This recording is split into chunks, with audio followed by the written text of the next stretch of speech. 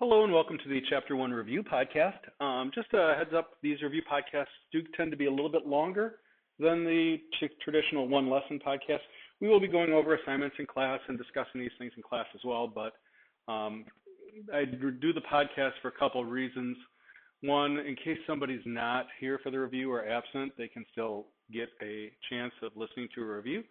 And so if you're ever gone on a review day, make sure you are watching the podcast because you're going to get a lot of the same information. So let's take a look at this. When we start looking at the review, we start looking at the idea of several concepts we had. First off, the concept of being between. And when is the point P between X and Y? And so I'm going to create a point for P here. Okay. And the question is, when is this point actually between? Is it between now? No, of course not. In order to be between X and Y, it has to be on the segment connecting X and Y. That's really important. One of the things we're going to run into a lot on this quiz is notation issues. So please, please, please be sure you understand what the different notations mean. So understand the difference between this, which indicates line AB, segment AB, the ray starting at A and proceeding through point B, the length of segment AB, angle ABC, the measure of angle ABC. Understand all those different notations and what they mean. We also have to understand the vocabulary. We've had a lot of vocabulary in here. Things like midpoint, bisector, both of a segment and an angle, complementary, supplementary. Complementary means adding up to 90, supplementary means adding up to 180, adjacent, which means sharing a vertex and a side and no common interior points or not overlapping, a linear pair, vertical angles,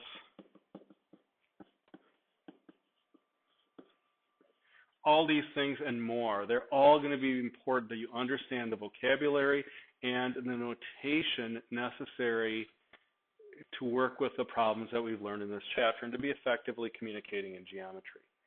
So all these things we're going to see again probably in the review. We're going to see them in the class, but again, make sure you understand what each symbol means, what each definition means, so you're able to effectively answer questions and get the highest grade possible. All right, we got a picture here. It says, give another name for line AC. Again, as we're working on this, it's a good idea to identify where is line AC. Oh, there it is. Okay. And what do we got here? We got points A, B, C, D, X here. I can see X is the point of intersection. That probably should be a capital X. I'm going to make it a little bit bigger. It is a capital X, just the font size got reduced a little bit. There we go. N is not a point in this picture.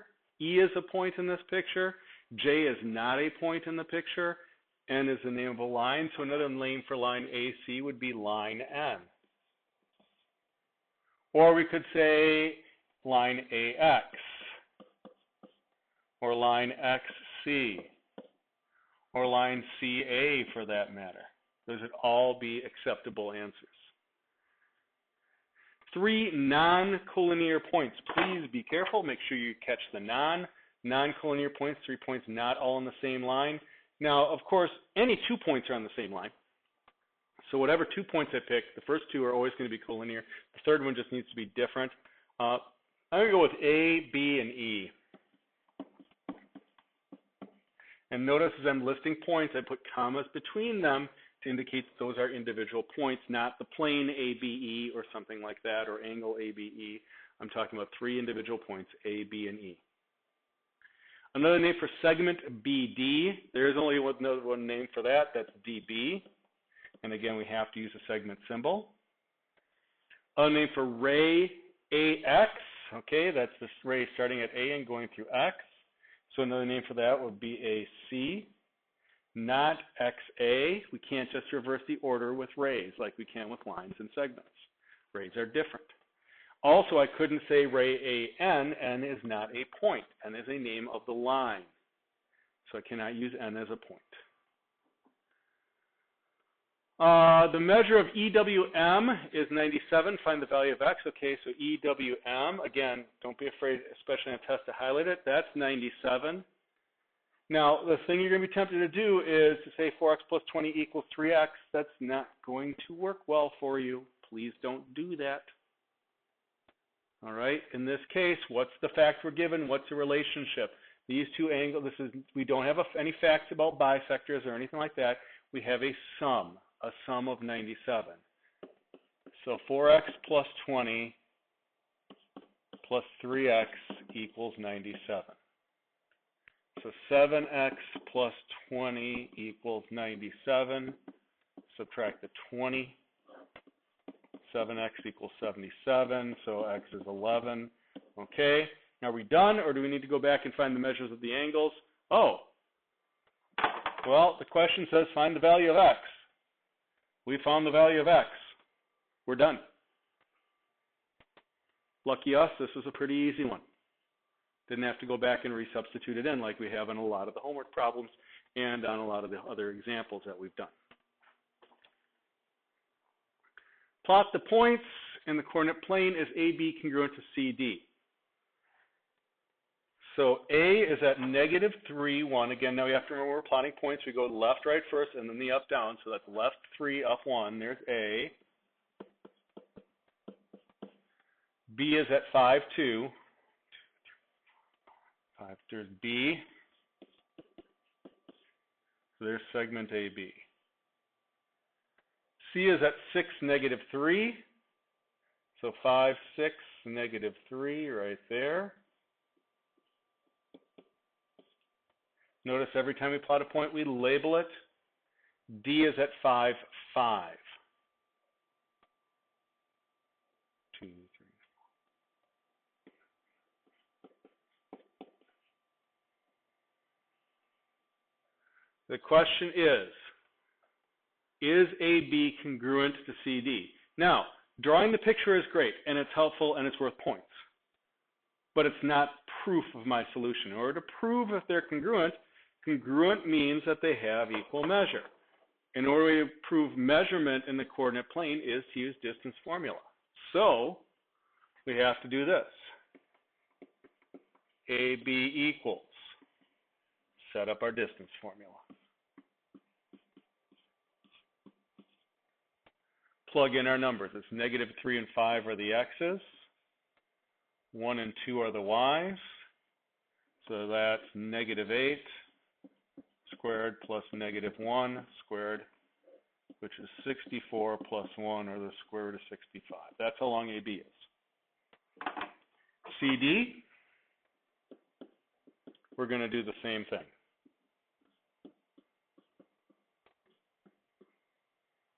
For CD, my points are 6 and 5 for the x's, and negative 3 and 5 for the y's. That's the square root of 1 squared plus negative 8 squared is the square root of 1 plus 64, or the square root of 65.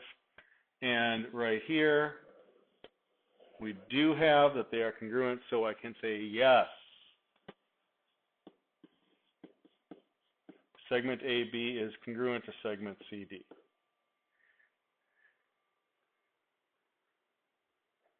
Or alternatively, I could say AB, measure of segment AB equals the measurement of CD, which means the same thing. What I can't do is say segment equal to segment, or measure congruent to measure. Segments are congruent, angles are congruent, measurements are equal.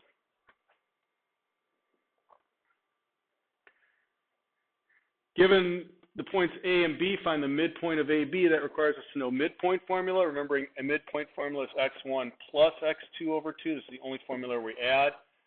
y1 plus y2 over 2. We get coordinates because midpoint has coordinates as a point. So here, plugging my numbers in, that's 3 plus negative 2 over 2, negative 5 plus 0 over 2. And when we simplify that, 3 plus negative 2 is 1 half and negative 5 halves. Neither one simplifies down, but they're halves, so not terribly difficult. Given 2 points, find the distance between those points. Again, distance formula.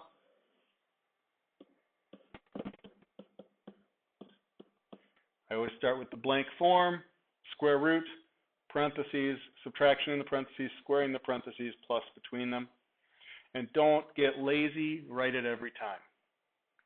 So the x-coordinates are negative 9 and negative 21. Y-coordinates are 3 and 8. So minus negative becomes plus a positive. Write that square root again. Please don't get lazy and skip that. A lot of people do, and then they forget to put it back later. It's a big mistake. That's 12 squared plus negative 5 squared is 144 plus 25, which is the square root of 169, which is a perfect square. It's 13. xy equals 13. And again, indicate your final answer, xy equals 13, so I understand exactly that you know what it is you're measuring and what that measurement is. If you just write 13, that's fine, but this is a much, xy equals 13 is a much clearer answer. Ray XB bisects segment AC. If AB is 12, find AC. So XB here, the ray bisects AC. We're given that. That's the relationship. That's important in verbal description.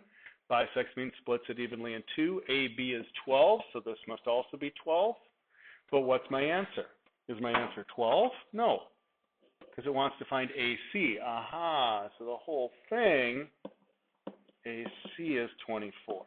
See, here's a place where, again, writing down the entire answer really, really helps you focus in on what you're doing, because it'd be real easy to just say 12 and walk away from this problem.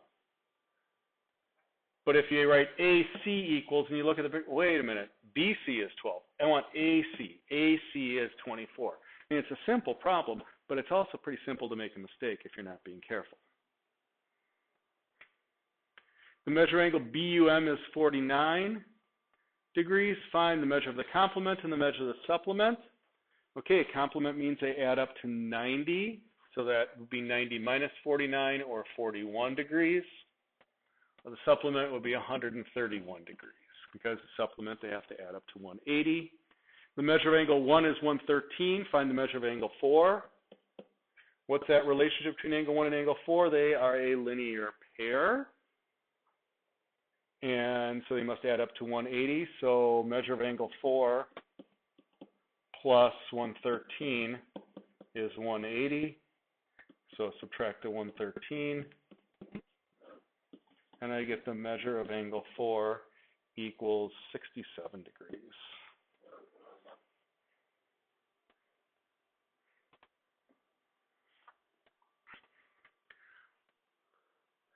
Ray AC bisects angle BAD.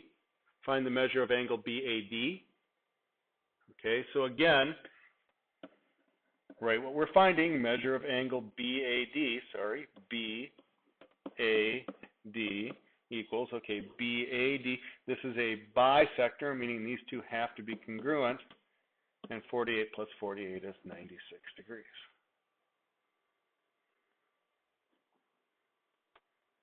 Find the value of x and y. All right, well, this is a little trickier problem, but one that requires a little thought. I've got linear pairs going on here, and I've got some vertical angles too, but mainly I got linear pairs going on here.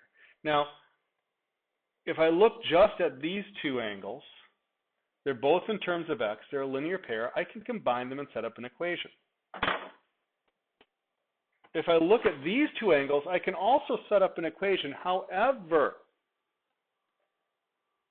that equation would involve both x and y and would be impossible to solve. Because two equations or two variables in one equation, I can't solve that. So I have to choose what I can work with. This is a little bit of an algebra thought here. I have to choose the one I can actually solve. So I have to start with that one. 3x minus 25 plus 7x plus 5 is 180. Again, you have to know the relationship so you can set up the equation. You can't just throw the numbers in there or set them equal to each other. You have to take the time. What's the relationship? It's a linear pair. That means a supplementary.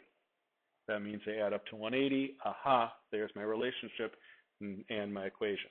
Combining terms, I get 10x minus 20 is 180. Adding 20, I get 10x equals 200, so x is 20. You're saying, great, I know x is 20. How's that going to help me find y? Well, if I know x is 20, I can find the measure of this angle. I could substitute that 20 in now and say this angle is 7 times 20 plus 5, or 145 degrees. Meaning this angle, I now know, has to be 35 degrees because these two have to add up to 180. So now I know 2y plus 3 equals 35. And do my little bit of algebra. And we have ourselves a solution. And again, that's what the question is asking for, the values of x and y, not the measures of the angles. But we did find the measure of the angles as part of that process.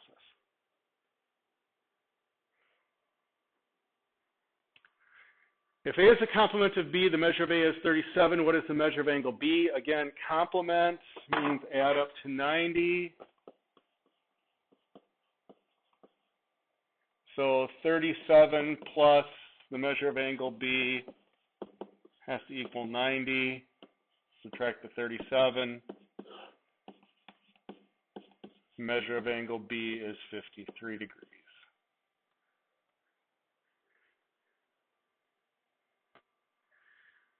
If the angle A is a supplement of angle B and the measure of angle A is 4x plus 10, what is the measure of angle B in terms of x? Oh, that's interesting. Well, supplement means they add up to 180. So let's try to set up an equation. Measure of angle A is 4x plus 10, plus measure of angle B, I don't know, equals 180. Can I get measure of angle B by itself in this equation? Well, sure I can. 4x plus the measure of angle B equals 170. Subtract the 4x. I can't actually combine those, but that's okay. And I get the measure of angle B is 170 minus 4x. And that's a little different. And again, a little bit higher level thought-thinking problem, a little more algebra. But it really goes to the fact that we can solve these things. Now, even if you didn't do the algebra quite right, again, the key here is supplement. And if I was grading this, I'd be looking very carefully for this setup. An equation that shows me that you understand what supplementary means. It means they add up to 180.